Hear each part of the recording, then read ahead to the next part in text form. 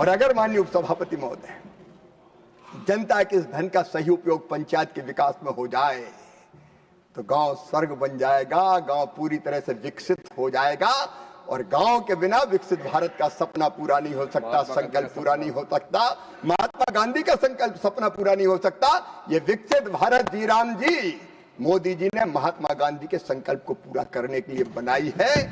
इसमें एक तरफ मजदूर को रोजगार, दूसरी तरफ गांव का संपूर्ण विकास। और गांव के विकास के लिए कौन कौन से काम मैं बताना चाहता हूं उपसभापति महोदय। जल संरक्षण के काम, गांव का पानी गांव में, खेत का पानी खेत में, जल संरक्षण की बात बापू भी करते थे माननीय उपसभापति महोदय। और इसलिए चेक डैम, स्टॉप डैम, बोरी बंधान, तालाब, पुनर्तानोबा का जीर्णोद्धार, पुनरुद्धार, अलग अलग तरह की कई काम इसमें होंगे। लेकिन दूसरा प्रधानमंत्री का संकल्प है, मोदी जी का, संपूर्ण विकसित गांव। और संपूर्ण विकसित गांव एक आरोप हम पे लगाया गया, चर्चा में भी लगाया गया कि केंद्र भी योजनाएं थोप देगा, गांव के पास काम तय करने का अधिकार नहीं होगा। ये उल्टा मनरेगा में होता था, राज्य योजना थोप देता था कि फलाने काम करो, फलाने काम करो। अब विकसित भारत जी राम जी में यह तय किया है कि गांव के विकास की योजना दिल्ली नहीं बनाएगी, किसी राज्य की राजधानी नहीं बनाएगी। अगर विकसित गांव का प्लान कोई बनाएगी तो ग्राम सभा बनाएगी, गांव की पंचायत बनाएगी। गांव बैठ कर तय करेगा कि हमारे गांव में कौन सा काम होना चाहिए। और इसलिए गांव में सड़क हो, पुल पुलिया हो, पंचायत भवन हो, आंगनबाड़ी केंद्र हो, ग्रामीण पुस्तकालय हो, विद्यालय हो, किचन हो, अतिरिक्त कक्ष हो, स्कूल परिसर की बाउंड्री हो, खेल के मैदान हो, शांति धाम हो, सामुदायिक कार्य हो, ठोस तथा तरल अपशिष्ट प्रबंधन हो, सामुदायिक स्वच्छता परिसर हो, कचरा पृथक्करण हो, सोलर लाइट हो, ग्रामीण पार्किंग क्षेत्र हो, परिवहन शेड हो, जल आपूर्ति सुनिश्चित करने के लिए जल जीवन मिशन के कामों का रखरखाव हो, कोई भी विकास, और क्या खेत की सड़क हो, कोई भी काम जो ग्राम सभा तय करेगी वो विकसित भारत जी राम जी के अंतर्गत ये सारे काम किए जाएंगे।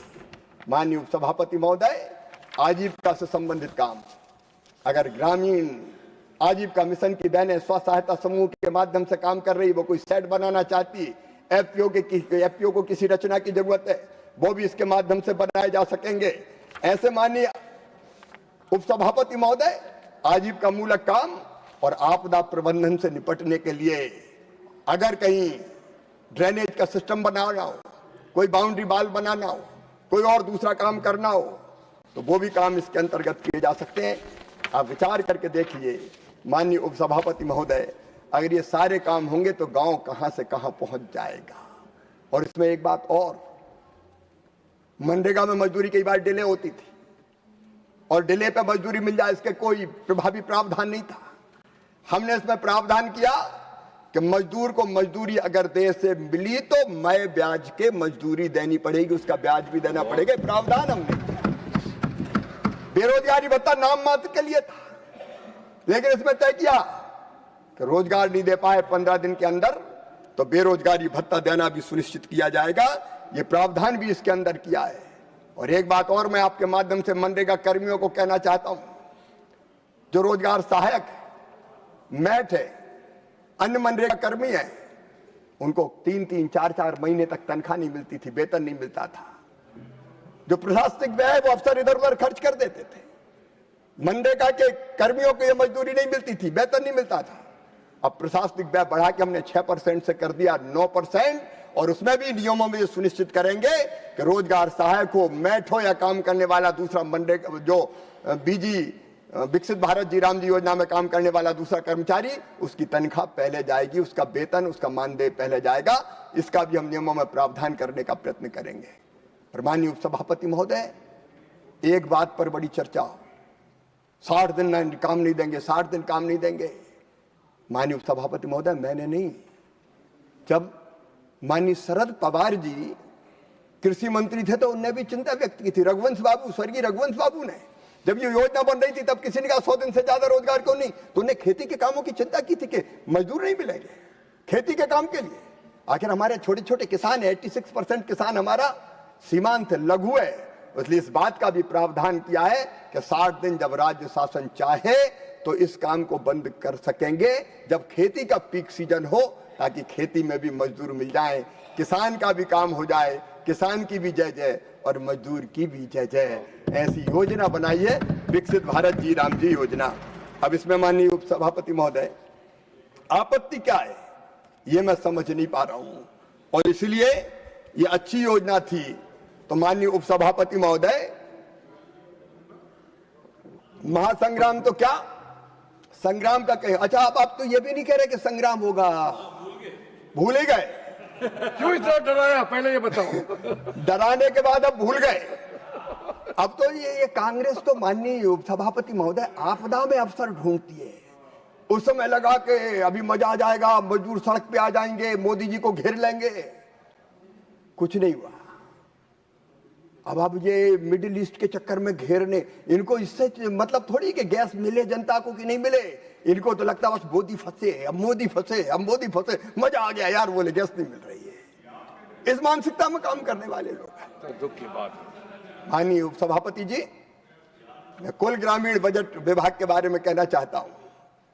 2004 से 14 के बीच केवल 4,90,000 करोड़ रुपया खर्चा हुए थे। 2014 के बाद पिछले साल तक 15,20,000 करोड़ रुपया खर्च करने का काम एनडीए की सरकार ने किया। हमारे ग्रामीण विकास के प्रति यह हमारी दृष्टि और दृष्टिकोण है।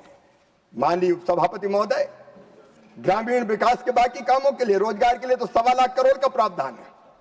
ग्रामीण आवास के लिए 54,916 करोड़ का प्रावधान है। दीनदयाल अंत्योदय योजना के लिए 19,200 करोड़ का, और प्रधानमंत्री ग्राम सड़क योजना के लिए 19,000 करोड़ का प्रावधान है। और राष्ट्रीय सामाजिक सहायता कार्यक्रम के लिए भी 9,771 करोड़ रुपए का प्रावधान है। वाटर सेट के लिए भी 2,500 करोड़ रुपए का प्रावधान। ग्रामीण विकास के इतिहास में सर्वाधिक प्रावधान के लिए मैं प्रधानमंत्री जी को प्रणाम करता हूं और वित्त मंत्री जी को हृदय से बधाई देता हूं। इनके समय गांव की हालत क्या थी? माननीय उपसभापति महोदय, मैं गांव में पैदा हुआ और गांव से पढ़ने भोपाल आए तो 13 किलोमीटर पैदल कीचड़ में चल के आते थे, तब कहीं बस मिलती थी, आने जाने के रास्ते नहीं थे। बरसात में गांव टापू बन जाते थे, टापू। अगर बरसात के महीने में कोई बीमार हो जाए तो खटिया पे डाल के, डोली बना के, कंधों पे लाद के सड़क तक लाने के अलावा कोई रास्ता नहीं बचता था। सड़क तक आते आते बच गए तो ठीक है, नहीं रास्ते में राम नाम सत्य हो जाता था और खटिया अर्थी बन के शमशान घाट पहुंचती थी, अस्पताल नहीं पहुंच पाती थी। यह हालत थी गांव की। कितने दिन आपने राज किया? 1947 से लेके 1964 तक स्वर्गीय पंडित जवाहरलाल नेहरू जी, थोड़े से कार्यकाल के लिए स्वर्गीय लाल बहादुर शास्त्री जी आए, फिर इंदिरा जी ने सरकार चलाई, फिर राजीव जी ने सरकार चलाई। आज मैं पूछना चाहता हूं, क्यों तुमने गांव की सड़कें नहीं बनाई? क्यों गांव को बेहाली और बदहाली के, क्यों बदहाल और बेहाल गांव को क्यों छोड़ा? कोई सड़क नहीं, कोई रास्ता नहीं। माननीय उपसभापति महोदय, जब 1977 में पहली बार जनता पार्टी की सरकार बनी और स्वर्गीय मोरारी जी भाई देसाई देश के प्रधानमंत्री बने, तब कुछ गांव ने मुरम रोड देखे पहली बार। नहीं तो गड़वाट कांग्रेस का पहचान थी, गांव की गड़वाट। उस पे बैल और बछिया के साथ चलते चलो, बाकी कुछ था ही नहीं। सड़कों पे सड़कें थी नहीं, चलते कहां। लेकिन मैं गर्व के साथ आज प्रणाम करना चाहता हूं स्वर्गीय अटल बिहारी वाजपेयी जी को। अटल बिहारी वाजपेयी जी जिन्हें गांव के इस दर्द को महसूस किया। और माननीय उपसभापति महोदय, 2000 में वो एक योजना लेके आए, प्रधानमंत्री ग्राम सड़क योजना। अटल जी के चेहरे पर तेज था, उनकी वाणी में ओज था, सरस्वती उनके कंठ पर विराजती थी और कीर्ति और प्रतिष्ठा उनकी आरती उतारती थी।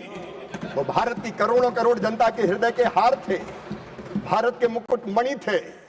उनने भारत के दर्द को समझा और उस समय जो कविता उन्होंने पढ़ी थी, प्रधानमंत्री ग्राम सड़क योजना लॉन्च करते हुए उनने कविता पढ़ी थी। वो पंक्तियां में भैंसी की भैंसी पढ़ना चाहता हूं। अटल जी ने कहा था, स्वप्न देखा था कभी जो, स्वप्न देखा था कभी जो, आज हर धड़कन में है, एक नया भारत बनाने का इरादा मन में है। भूख जो जड़ से मिटा दे, भूख जो जड़ से मिटा दे, वह उगाना है हमें, प्यास ना बाकी रहे वह जल बहाना है हमें। जो प्रगति से जोड़ दे, जो प्रगति से जोड़ दे, ऐसी सड़क ही चाहिए। देश सारा गा सके वह गीत गाना है हमें। एक नया संगीत देखो आज तो कण कण में है, एक नया भारत बनाने का इरादा मन में है। उस महापुरुष के मन में ये विचार आया और तब प्रधानमंत्री ग्रामीण सड़क योजना बनी। उसके पहले कभी गांव की सड़क की चिंता नहीं हुई, ये गांव की बात करते हैं। और आज मुझे कहते हुए गर्व है, आज जो सड़कें बनी है प्रधानमंत्री ग्राम सड़क योजना के पहले चरण में 1,63,728 सड़कें, उनका निर्माण पूरा हो गया है। 2,39,347 करोड़ रुपए की। दूसरे चरण में 6,617 सड़कों का निर्माण हुआ। तीसरे चरण में 12,943 सड़कों के निर्माण का काम पूरा हुआ।